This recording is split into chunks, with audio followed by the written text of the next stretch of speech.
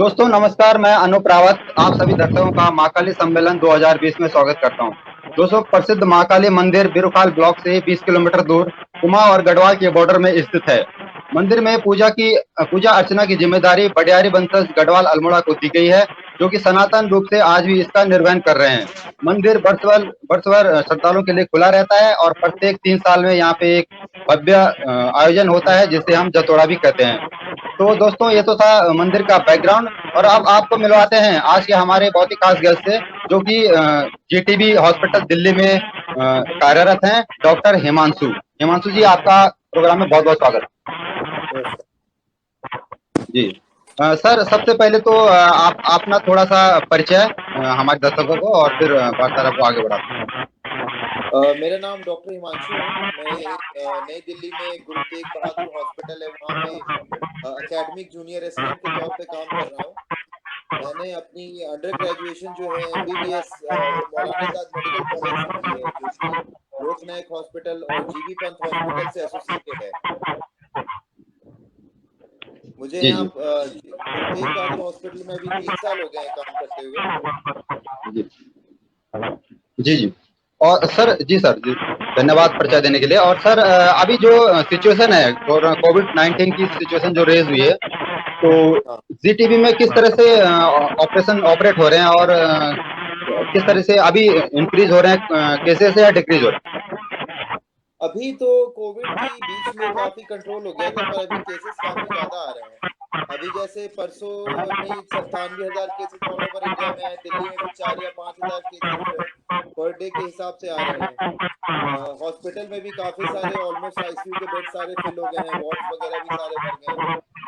तो अभी कंडीशन काफी ऐसे अच्छी तो नहीं बोलूंगा, बुरी होती जा रही है, क्योंकि अभी नियर फ्यूचर में कुछ इसमें बेहतर होने की संभावना लग नहीं रही है। तो मैं बाकी ग्रामीण लोगों से और बाकी लोगों से यही अपील करूंगा कि कोविड के मामले में अपनी सुरक्षा अपने हाथ में है। सोशल डिस्टेंसिंग को फॉलो करें, मास्क लगाएं, जहां तक हो सके घर से कम बाहर निकलें।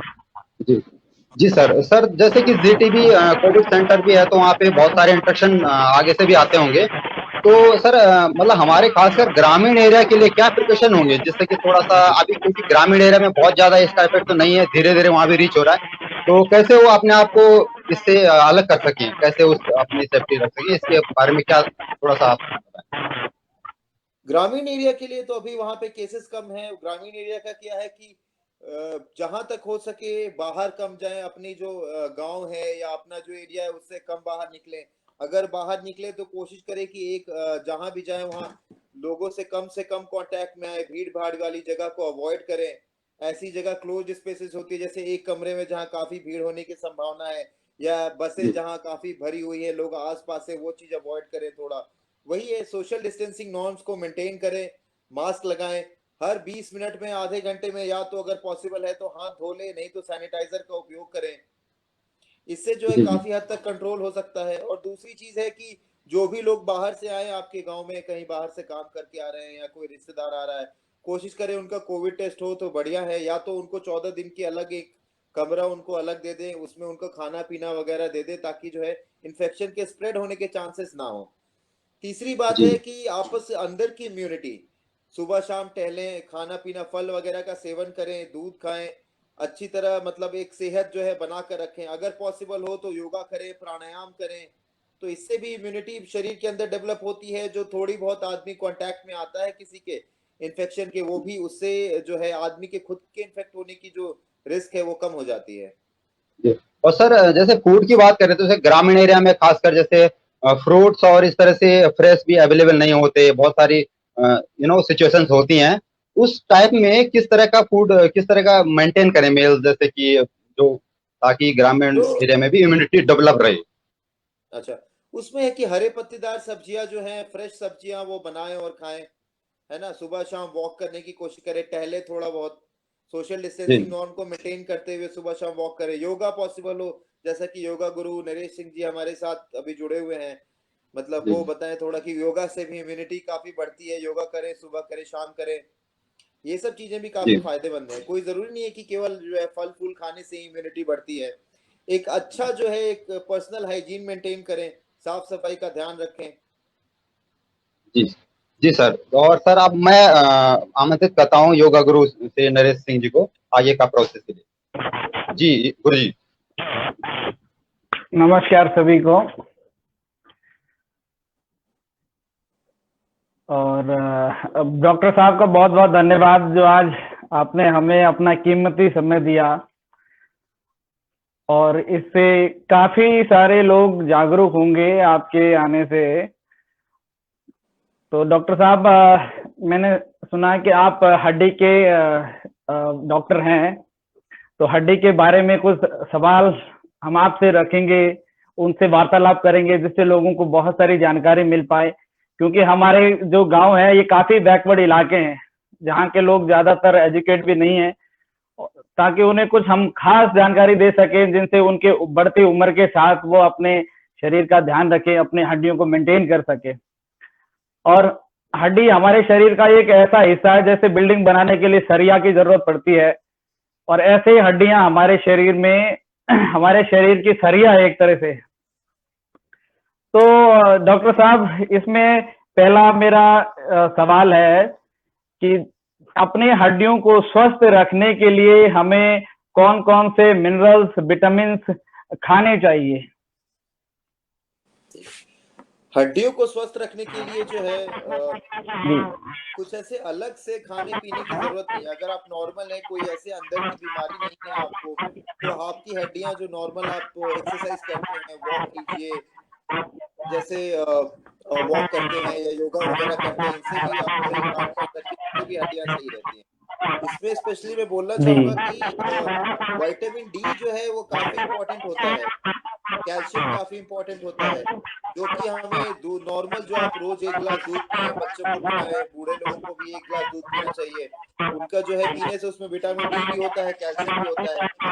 General day to day activity में या लाइफ में जहाँ पे कोई बीमारी नहीं है, आपको कोई ऐसे अलग से विटामिन या मिनरल लेने की जरूरत नहीं है। नॉर्मल खाना जी पीना खाएं। अगर जो मांसाहारी हैं वो हफ्ते में 1 या 2 दिन मांसाहार खाएं। जो शाकाहारी हैं दाल पिए, दूध पिए। इन सब चीजों से भी जो है हरी पत्तेदार सब्जियां खाएं, हड्डियां मजबूत रहती हैं। जी जी डॉक्टर साहब, हमारे पहाड़ों में एक रागी होता है, रागी जो कैल्शियम का बहुत रिच सोर्स है। रागी हाँ सुना होगा आपने? तो ये हमारे पहाड़ों में बहुत उगता है, तो कैल्शियम तो लोगों को उससे मिल जाता होगा। हाँ। और एक बात बताना चाहूंगा कि जैसे विटामिन डी जो है आप हमारा शरीर खुद बनाता है। इसमें जो है धूप में जो निकले, जैसे कई लोग धूप में निकलते हैं तो पूरा कवर करके निकलते हैं। ये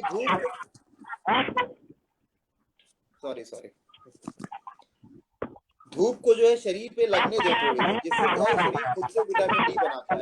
सुबह में या शाम में, जी जी दोपहर में तो खैर काफी तेज धूप होती है, सुबह में या शाम में कोशिश करें आधे घंटे 1 घंटे धूप में बैठे। या बच्चे हैं तो उनको बोले कि थोड़ी देर शाम में जैसे हल्की जो सूरज डूबने वाला था उसके पहले थोड़ी देर खेले। फिजिकल एक्टिविटी, एक्सरसाइज का भी हड्डियों की मजबूती में काफी रोल होता है। अगर आप normal day to day activity ये करते हैं, फिर हफ्ते में 3 दिन भी अगर आप आधे घंटे 1 घंटे कुछ खेलते हैं, दौड़ते हैं या नॉर्मल माइल्ड सिंपल एक्सरसाइजेस करते हैं, तो उससे भी आपकी हड्डियों को जो है उसमें शक्ति बनी रहती है। जी जी जी डॉक्टर साहब, हमारे गांव में जैसे लोग फिजिकल काम तो बहुत करते हैं, कोई वजन उठाना, ऊपर नीचे चढ़ाई चढ़ना, तो उनके लिए भी योग इफेक्टिव है? योग एक्सरसाइज हाँ, या उनके लिए फिजिकल काम योग तो उनका हो ही जाता है? योग से उन्हें ज्यादा अलग मुझे से लगता है करने की कि जरूरत तो नहीं है? क्या मैं कह रहा हूँ गांव के लोगों का फिजिकल वर्कआउट तो खूब सारा हो जाता है, नीचे जाना, ऊपर जाना, बोझा उठाना, तो ये एक एक्सरसाइज हो जाता है, तो उन्हें योग की जरूरत है? नहीं, योग की तो जरूरत हर किसी को है। आप फिजिकल एक्टिविटी करें ना, योग करने से स्ट्रेचेबिलिटी, एक फ्लेक्सिबिलिटी शरीर में बनी रहती है। प्राणायाम करने से जो है जी जी सांसों की कोई तकलीफ नहीं होती है। कोरोना में भी अभी वैसे जी मेडिकल प्रूवन तो नहीं है, पर ऐसा है कि जी कोरोना में भी इफेक्टिव हो सकता है प्राणायाम जो करते हैं सुबह शाम आप। जी जी जी जी धन्यवाद डॉक्टर साहब। अगला हमारा सवाल है कि गांव में जैसे कोई चल रहा है, अचानक से गिर जाए, उसकी हड्डी टूट जाए, चाहे हाथ की चाहे पैर की, तो हमें क्या सावधानी रखना चाहिए जब तक कि वो हॉस्पिटल पहुंचे? तो कैसे उसको बचाएं कि ज्यादा पेन ना हो, कुछ ज्यादा दिक्कत ना हो पेशेंट को? कैसे उसको हमें सुरक्षित रखना चाहिए तब तक हॉस्पिटल पहुंचे? देखिए देखिए, मान लीजिए कोई अगर गिर जाता है, हड्डी टूट जाती है, तो उसको पहले तो हिलाएं नहीं। ऐसा होता है कि हाँ। हड़बड़ी में लोग तुरंत पहले उसको देखें, एक जो 2 मिनट लगते हैं मुश्किल से देखने में कि कोई और गहरी चोट तो नहीं है। अब जैसे हड्डी टूटी जी हुई हमें जी दिख रही है, लेकिन सिर की चोट का हमें पता नहीं है, तो पहले जो गिरा है जी उसको तुरंत वहां से या ऐसी जगह तो नहीं कहीं फंसा हुआ है कि मान लीजिए वो फंसा ऊपर से पत्थर या पेड़ गिरने वाला है, ये थोड़ा सराउंडिंग देखे कि ऐसी खतरनाक जगह पे तो नहीं है जो भी गिरा जी है। जी दूसरा है कि एक बार मोटा मोटा देख ले उसको कि कहीं सिर पे तो गहरी चोट नहीं है, छाती की गहरी चोट नहीं है, क्योंकि हाथ पैर की हड्डी टूटने में जान नहीं जाती है। पर ऐसे मान लीजिए अगर हाथ पैर मौके पे हमारा ध्यान रहा और जो बाकी की चोट है, सिर की चोट है, पेट की गहरी चोट है, उस पे ध्यान नहीं दिया हमने, तो हो सकता है मरीज के लिए जान के लिए खतरा भी रह सकता है। जी जी जी। तो अगर ये सारी चीजें देखने के धन्यवाद। बाद कि जो है कि ऐसा ना हो कि मरीज ऐसी जगह पड़ा है जहाँ पे पेड़ गिरने की आशंका हो, या मरीज ऐसी जगह पड़ा है जहाँ से वो नीचे गिर सकता हो। अगर ये सब सही है, पेशेंट भी जो है मरीज भी जो है वो बोल चाल रहा है, सही से बात समझ रहा है, सुन रहा है, पूरी तरह अपने होशो हवास में है, उसके बाद हम आते हैं हड्डियों पे। कि मान लीजिए किसी की हड्डी टूटी है, तो हमें कोशिश ये करनी है कि पहले तो जितनी कम मूवमेंट हो, हड्डी जहाँ टूटी है उतना बेहतर रहता है। उसके लिए क्या करें, अगर आपको गत्ता मिले तो गत्ते से उसको लपेट दें थोड़ा, जो कि है कि एक अलाइनमेंट बनी रहे, ज्यादा हिले ना वहां पे हड्डी, क्योंकि इससे एक तो मरीज को भी दर्द ज्यादा होता है, दूसरा जो हड्डी के आसपास मांसपेशियां होती हैं, खून की नली होती है, नसें होती हैं, उनको भी चोट पहुंचने का खतरा रहता है। तो कार्डबोर्ड से बांधे, अगर जी जी कार्डबोर्ड जी। नहीं है तो 2 या 3 लकड़ियों का एक वो बना लें, मतलब एक स्प्लिंट टाइप का बना लें हाँ, और उसको रस्सी सपोर्टर। से बांध दें, ताकि हड्डी जो है सीधी रहे, जैसे नॉर्मल अपनी जगह पे रहती है वैसी मोटा मोटी वैसी ही रहे। और फिर उसको इतना ध्यान देना है अस्पताल पहुंचने तक कि ज्यादा जी हिलाए जी डुलाए ना उसको, जितना कम हिलाएं, और उसको जो है बिना कोशिश करें कि बिना हिलाए डुलाए जो है अस्पताल पहुंचा दें। जी जी जी। और बहुत अच्छी तरह से समझाया डॉक्टर साहब आपने। अब अगला दूसरा हमारा एक सवाल है कि जनरली ये पता कैसे करें कि हड्डी टूट गई या कोई मसल क्रैक हो गई है? ये कुछ इसको जज करने के कोई तरीके हैं? इसको जज करने का तरीके तो हैं, वैसे मोटा मोटा देख के पता चल जाता है। जैसे हड्डी टूटी होगी तो हाथ मुड़ जाएगा, है ना, और अगर मान लीजिए हाथ या पैर की हड्डी टूटी है तो पैर मुड़ जाएगा, ऐसे आपको दिखेगा अलग से कि पता चल जाएगा कि हड्डी टूटी है।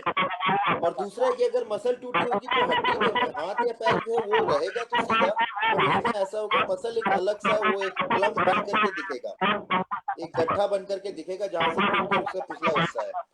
तो अगर या कई बार ऐसा होता है कि हड्डी इतनी कम टूटती है कि पता नहीं चल पाता है कि हड्डी टूटी है, ऐसा लगता है कि बस या तो मांसपेशियों की चोट है। तो अगर जहां भी शक हो कि हड्डी टूटने का खतरा है, या तो ऐसा हो कि अब अगर चलते चलते गिर गए, अब जैसे कोई यंग एज का आदमी है चलते चलते गिर गया, तो रेयर होता है अगर अंदर भी कोई हड्डी की बीमारी ना हो कि हड्डी टूट जाएगी। तो उसमें अगर कुछ जी वैसा है जी तो अगर कोई दिख नहीं रहा कि हाथ या पैर मुड़े हुए हैं, तो हम मान के चलते हैं कि हड्डी नहीं टूटी होगी। और अगर कहीं अगर 1% या 2% का भी खतरा आपको रिस्क लग रहा है कि हड्डी टूटी है, तो बेहतर है कि उसको कार्डबोर्ड से बांध दें, एक स्प्लिंट दे दें, या लकड़ियों से बांध कर उसको सीधा रखने की कोशिश करें। जो नियर बाई डॉक्टर है वहां पर ले जाएं और फिर वहां पे वो देख करके बता देगी हड्डी टूटी है या मांसपेशियां टूटी है। जी। मेनली तो यही और होता है कि जी जी कहिए। हाँ, मैं कह रहा मेनली तो यही होता है कि अगर हाथ या पैर हड्डी टूटी होती है तो वो मुड़ी हुई दिख जाती है, और और मांसपेशियों कई में अगर बार कोई क्या ज्यादा होता हाँ बताइए। कई कई बार क्या होता डॉक्टर साहब, जैसे गिर गए, चोट, गुम चोट बोलते जिसको, अंदर की चोट लग गई, तो हम लोग क्या करते हैं कि एकदम से गर्म पानी का सेक कर देते हैं। तो मुझे लगता है कि वहां पर हमें बर्फ का या ठंडे पानी का सेक करना चाहिए। हाँ हाँ बिल्कुल, अगर चोट लगी है तुरंत तो हमेशा ठंडे पानी का ही सेक करना चाहिए। 2 या 3 दिन बाद जब जी, वहाँ जो है खून का बहाव थोड़ा कम हो जाता है, क्योंकि अगर गर्म पानी का सेक करेंगे वहाँ पे तो खून का बहाव वहाँ बढ़ेगा और सूजन वहाँ पे ज़्यादा बढ़ेगी। बढ़ेगा। जी, जी, और दर्द भी होगा ज़्यादा। हाँ, दर्द भी होगा, तो इसीलिए बेहतर होता है कि जब चोट लगे तो उसके 1 दिन, 2 दिन, 3 दिन तक जो है ठंडे पानी से सिकाई करें। 3 या 4 दिन के बाद भी अगर दर्द है तो फिर वहाँ गर्म पानी का सिकाई जो है थोड़ा कारगर होता है। अब इसके लिए जैसे हमारे गांव में ठंडा ही वेदर होता है, फ्रिज तो बहुत कम होंगे, कई बार तो ठंडा पानी भी नहीं मिलेगा, तो उस उसके लिए हमारा एक पुराना तरीका है कि मिट्टी होता है ना, मड, तो हाँ, मड हाँ। पैक लगा लें। मिट्टी का नेचर होता है ठंडा, हाँ, तो जहां पे चोट लगे वहां मिट्टी का लेप लगा लेते हैं। देन मिट्टी का नेचर होता है ठंडक पहुंचाना, तो उससे सूजन भी नहीं आती है, दर्द में भी आराम मिलेगा। एक पुराना ट्रेडिशनल तरीका है ये। ठीक है। हाँ, नहीं अब अच्छा है। हम जी जी जी, धन्यवाद। अगले पे आ जाते हैं, जैसे हड्डी दर्द होता है, तो इसमें कौन सी दवाई खाना चाहिए हमें? बहुत ज्यादा दर्द हो गया, चोट लग गई हड्डी पे, तो डिपेंड तो करता है, कोई जैसे ऐसी अगर दवाई जो सबके लिए सुटेबल हो, ऐसी एज दवा ए तो है पेन किलर। पैरासिटामोल। पैरासिटामोल जो आती है वो 1 ग्राम पैरासिटामोल वो काफी कारगर होती है। पैरासिटामोल अपने अच्छा, आप में काफी सेफ दवा है, साइड इफेक्ट्स इसके काफी कम है। तो ये जो है कोई भी बूढ़ा हो या जिसकी कोई जो भी इंसान हो उसका किडनी काफी ज्यादा बीमार, किडनी में काफी ज्यादा दिक्कत हो, क्रोनिक किडनी डिजीज वगैरह ना हो, तो 1 ग्राम पैरासिटामोल जी, सही है। इससे दर्द में भी आराम रहता है और दवा भी काफी सेफ है। तो पैरासीटामोल इसका मतलब सभी को घर में रखना चाहिए। हाँ, पैरासिटामोल तो सबको रखना चाहिए। जी जी जी, धन्यवाद धन्यवाद। और अगला है जोड़ों में सूजन, दर्द, या जोड़ों में पानी भर जाता है जैसे, तो उस कंडीशन में क्या करें? जैसे सूजन ज्यादा आ गई, तो उस कंडीशन में क्या जोड़ों में करना चाहिए? कई बार रेडनेस भी आ जाती है। जोड़ों में सूजन के बहुत सारे कारण होते हैं। कौन सी जोड़ में सूजन आया है, अगर हाथों के जोड़ों में सूजन आता है तो उसके अलग कारण हो सकते हैं। घुटनों में सूजन आता है, आपके एंकल में टखनों में सूजन आता है, उसके अलग कारण हो सकते हैं। बच्चों के जोड़ों में सूजन आता है, उसका अलग कारण होता है। यंग एज के जो लोग होते हैं उनके जोड़ों में सूजन आता है, उसका अलग कारण होता है। और बूढ़े लोग जो होते हैं उनके जोड़ों में सूजन आता है, उसका अलग कारण होता है। तो मैं जो ज्यादातर है तो आपको बूढ़े लोगों का आता है। हाँ, तो मैं बूढ़ों का बता देता हूँ। एक बार जो है मैं वो बाकियों का भी बता देता हूँ कि अगर इनके जोड़ों में सूजन आए तो फिर क्या करना चाहिए हमें। जनरली जो सूजन वाली दिक्कत होती है बूढ़ों में होती है और घुटनों में ज्यादा होती है। जी तो अगर उसमें सूजन आए तो घुटनों को थोड़ा रेस्ट देना है, जैसे कि चलना फिरना थोड़ा कम करना है उस समय। ठीक है, सिकाई करनी है। जी जी और जो जैसे कि गांव में होता है कि इंडियन टॉयलेट्स का इस्तेमाल करते हैं, तो अगर हो सके तो वेस्टर्न टॉयलेट जो होता है वो इस्तेमाल करना है। सीढ़ियां चढ़नी उतरनी कम है, जी जी पालथी मारकर नहीं बैठना है। जी जी, वजन ज्यादा, ठीक है, हाँ, उचक के वेट नहीं लिफ्टिंग। बैठना है। हाँ, जी, वेट लिफ्टिंग नहीं करनी है। मतलब बेसिक जो फंडा है वो ये है कि घुटनों को जहां तक हो सके आराम देना है। तो और आराम। ढक कर रखना, गर्म रखना है घुटनों को। नी कैप्स आते हैं, या फिर जो है अगर नी कैप आपके पास नहीं अवेलेबल है तो मफलर होता है या शॉल होता है उसको लपेट कर रखें। ठंड में ये जी ज्यादा जी समस्या आती है, ज्यादा समस्या आती है लोगों को। जी जी तो जी जी ठंड से बचा कर रखना है, घुटनों को रेस्ट देना है और फिर वही पैरासिटामोल खा लेना जब तक बहुत ज्यादा दर्द वैसा ना हो कि बिल्कुल ही कंट्रोल ना हो पा रहा हो तो। जी जी। और डॉक्टर साहब, ये जोड़ों की दर्द की समस्या जैसे यूरिक एसिड बढ़ने से भी ज्यादा आती है। हाँ हाँ हाँ, तो अगर यूरिक एसिड बढ़ने से ज्यादा आती है तो उसमें है कि पनीर जो है, ऐसी चीजें जिनमें प्रोटीन ज्यादा होता है वो चीजें नहीं खानी होती है। दाल हो जैसे गई, पनीर, सोयाबीन। हाँ, दाल हो गई, प्रोटीन, पनीर हो गया, मांस मछली हो गई, ये सारी चीजें नहीं खानी है, कम खानी है। मतलब अगर हो गया थोड़ा बहुत टेस्ट के लिए बस ले लिया तो ले लिया, नहीं तो अवॉइड करना है। जी जी जी जी, धन्यवाद। अब अगले एक सवाल पर और आ जाते हैं। ये कमर दर्द, गर्दन दर्द के पेशेंट बढ़ते जा रहे हैं, हर घर में इसके पेशेंट मिलेंगे। तो आपके एक्सपीरियंस हिसाब से किस कारण से ये ज्यादातर दिक्कत आ रही है गर्दन और कमर की? आज की डेट में जो मेरे हिसाब से कमर दर्द या बैक पेन की जो समस्या ज्यादा आ रही है, 2-3 वजह हैं इसके। एक तो सबसे है मोबाइल। मुझे जो लगता है मोबाइल या लैपटॉप पे लोग काम करते हैं, मोबाइल पे ऐसे सिर झुकाकर देखते हैं, उस वजह से जी गर्दन दर्द की काफी समस्या होती है। या लैपटॉप पे जो लोग काफी देर तक काम करते हैं, उनको कमर में दर्द होता है, क्योंकि एक जो पोस्चर मेंटेन करना चाहिए, कमर हमें सीधी रखनी है, गर्दन को ज्यादा टेढ़ा नहीं करना है, वो चीजें, वो गलतियां लोग करते हैं, जिसकी वजह से यंग एज में ज्यादा लोगों को दिक्कत आती है। जी जी या जी। सोने में लोग जो कंप्यूटर है ऑपरेटर।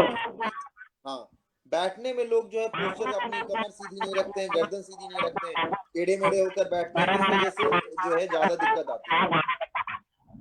कमर दर्द जी के जी और भी कई कारण हो सकते हैं। जैसे अगर बच्चों में है, एक तो है बच्चों में अगर ज्यादा है तो कोई उनको अंदरूनी ऐसा हो सकता है कि बीमारी हो, या फिर कोई चोट वगैरह लगी हो। बूढ़ों में जनरली क्या होता है, विटामिन डी जो है 30 साल की उम्र के बाद जो है शरीर में हर साल धीरे धीरे विटामिन डी, हड्डियों में हर साल जो है कैल्शियम की मात्रा कम होती जाती है और शरीर में विटामिन डी की मात्रा कम होती जाती है। इसका एक कारण ये भी है कि पहले जहाँ लोग बाहर का फिजिकल एक्टिविटी काफी करते थे, धूप में निकलते थे, घूमते फिरते थे, आजकल वो जो है थोड़ा कम हो गया है। ग्रामीण क्षेत्र, शहरों में तो बिल्कुल ही कम हो गया, ग्रामीण क्षेत्र में भी थोड़ा कम हो गया है। जी तो जी जी इस वजह से बुढ़ापा आते आते तो हड्डियों में कैल्शियम की मात्रा कम हो जाती है। तो जो रीढ़ की हड्डियां जी होती हैं, उसमें कैल्शियम की मात्रा कम होने से उन पर दबाव ज्यादा पड़ने लगता है, जिस वजह से कमर दर्द होता है। जी जी जी, सही कह रहे और हैं। महिलाओं में जो है कई बार उनकी महिलाओं वाली समस्या होती है, कोई इन्फेक्शन वगैरह होता है बच्चेदानी में या बच्चेदानी के रास्ते में, उस वजह से भी उनको कमर दर्द कई बार होता है। जी जी जी।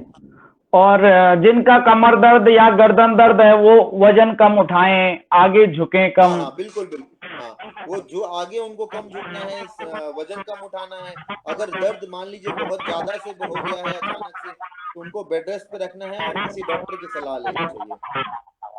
जी जी जी। धन्यवाद। एक और है। हाँ हाँ और डॉक्टर साहब, एक तो गांव में किसी को नॉलेज नहीं होता कि अपने शरीर की जांच के लिए जो इम्पोर्टेंट टेस्ट कराने चाहिए साल भर में या 6 महीने में, वो कौन कौन से टेस्ट हैं कि जिससे पता लग जाए कि फ्यूचर में कुछ हमें समस्या आने वाली है, ताकि लोगों को ये भी जानकारी मिले।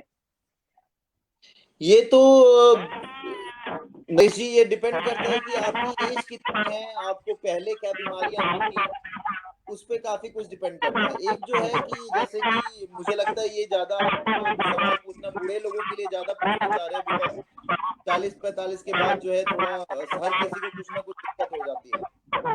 तो जी जी एक जी। जो है कि जो बीपी की शिकायत काफी ज्यादा कॉमन होती है यहाँ शहरों में, जो मुझे लगता है ग्रामीण क्षेत्र में थोड़ी कम होती है, बिकॉज लोग फिजिकली एक्टिव होते हैं, हवा शुद्ध होती है, खाना पीना इस वजह से। तो जी जी एक जो है शुगर एक बार चेक करा लेना चाहिए साल में अगर हो सके तो। बीपी, ब्लड जी प्रेशर एक बार चेक करा लेना चाहिए, या बुढ़ापे 50 साल के अराउंड अगर आपको चक्कर ज्यादा आ रहे हैं तो आपको वो चेक करा लेना चाहिए, बीपी चेक करा लेना चाहिए।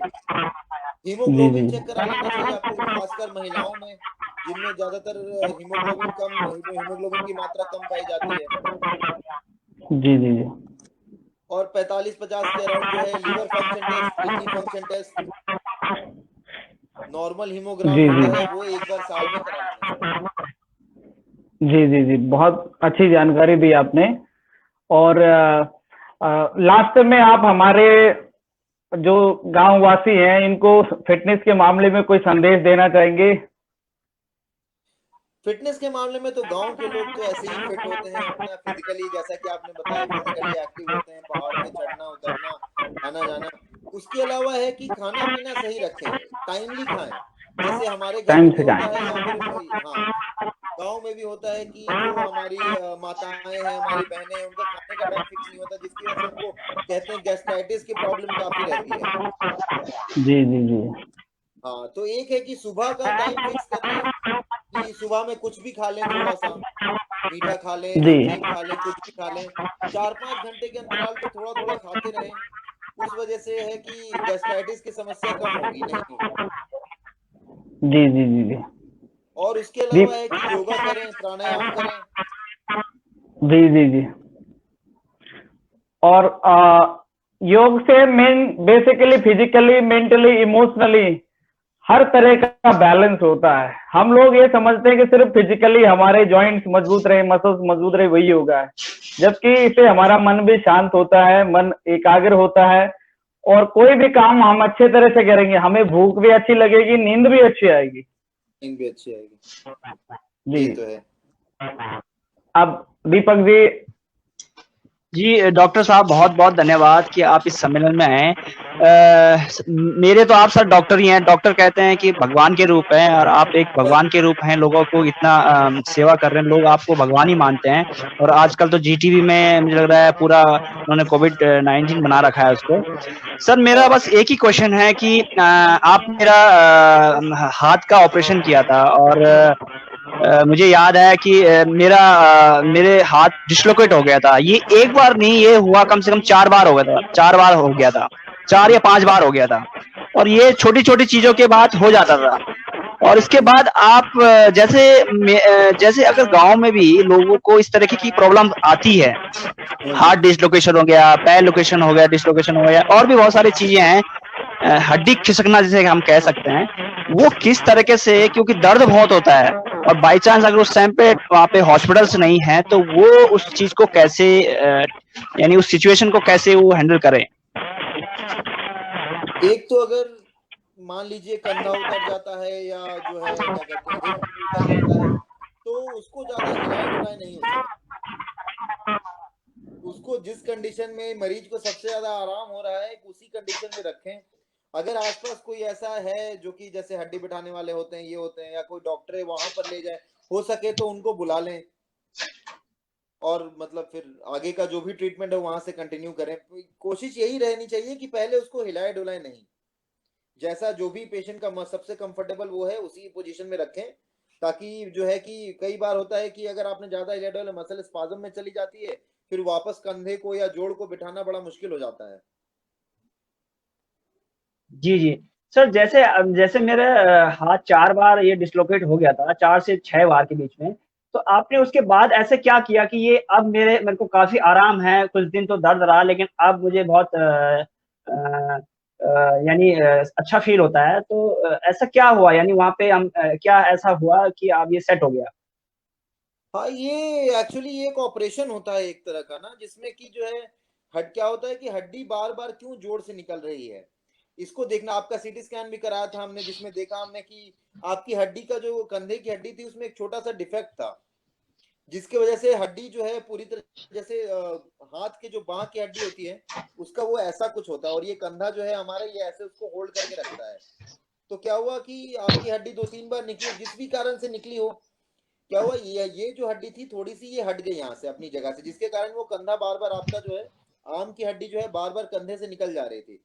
तो हमने क्या किया कि दूसरी जगह से हड्डी लेकर के उसको वहाँ पे उसकी जगह रख दिया, वहाँ पे रख करके एक स्क्रू से हमने उसको फिक्स कर दिया, जिसकी वजह से आपकी जो बाँह की हड्डी थी वो अपनी जगह फिक्स हो गई। अब वो कंधे से जो है नहीं निकलती जनरली जल्दी से। ये लेटार्जेट ऑपरेशन कहते हैं इसको, मॉडिफाइड लेटार्जेट ऑपरेशन। हेलो। जी, जी। जी, बहुत-बहुत धन्यवाद डॉक्टर जी। जी, बहुत ही अच्छा लगा। डॉक्टर साहब ने बहुत सारे क्वेश्चन एड्रेस किए और सुनकर बहुत अच्छा लगा। तो हम यही उम्मीद करते हैं कि माँ भगवती कालिका की कृपा भी डॉक्टर साहब पे बनी रहे और इस कोविड सिचुएशन में सबको सुखी रखे, है ना? धन्यवाद और सर, हम धन्यवाद। चाहेंगे कि बहुत-बहुत कभी धन्यवाद आपको आप जुड़ने के लिए। जी, जी, और हम चाहेंगे कि कभी बाय चांस अभी कभी आप एडवेंचर पे जाएँ तो वहाँ भी एक बहुत प्राइम लोकेशन है और ज़रूर ऐसी हिल एरिया में जाना है, क्योंकि वहाँ ट्रैफिक नहीं होता है, वहाँ पे आपका माइंड बिल्कुल जो हम डिप्रेशन में रहते हैं, यानी टेंशन जो रहती है वो खत्म हो जाती है ऐसी जगह जाके, हिल स्टेशनों में जाके। तो हम चाहेंगे कि आप कभी आएँ उधर। जी, जी। बिल्कुल, बिल्कुल। बहुत-बहुत मैं धन्यवाद डॉक्टर साहब। बहुत बहुत धन्यवाद आपका जी भी, जी आपने जी जी धन्यवाद मुझे सर। बताइए बताइए। जो है बाकी लोगों को ये इन्फॉर्मेशन पहुंचा सकूं, ये तो काफी अच्छा इनिशिएटिव है आपका और काफी अच्छा लगा मुझे इसका हिस्सा बनकर। मैं चाहूंगा आगे भी अगर ऐसा कुछ हो, कहीं मेरी जो आपको जरूरत लगे तो बिल्कुल आप मुझे बताएं, मैं बिल्कुल मदद करना चाहूंगा और जो है ऐसे प्रोग्राम का हिस्सा बनकर रहना चाहूंगा आगे। जी बहुत बहुत धन्यवाद डॉक्टर साहब। बहुत बहुत धन्यवाद आपका भी। धन्यवाद सर। धन्यवाद।